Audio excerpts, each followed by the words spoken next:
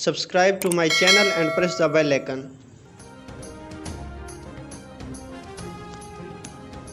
यहाँ पर आपको ताज़ा तरीन अपडेट से आगाह करते चले। भारतीय फ़ौज ने जम्मू कश्मीर में मुतअद्दिद कश्मीरी नौजवानों को घरों से उठा लिया।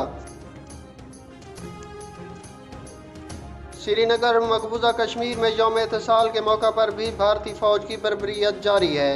श्रीनगर में काबिज़ फ़ौज ने एहतजाज के ख़तरे के पेश नज़र मुतअद्दिद कश्मीरी नौजवानों को घरों से उठा लिया।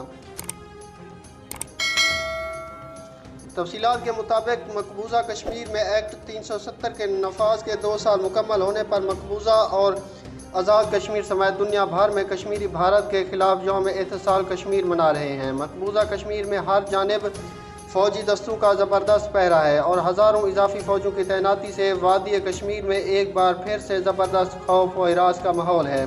पुलिस, फ़ौज और नीम फ़ौजी दस्ते रात भर घरों पर छापे मारते रहे और ज़राए के मुताबिक मुतअद्दिद कश्मीरी नौजवानों को घरों से उठा लिया गया है।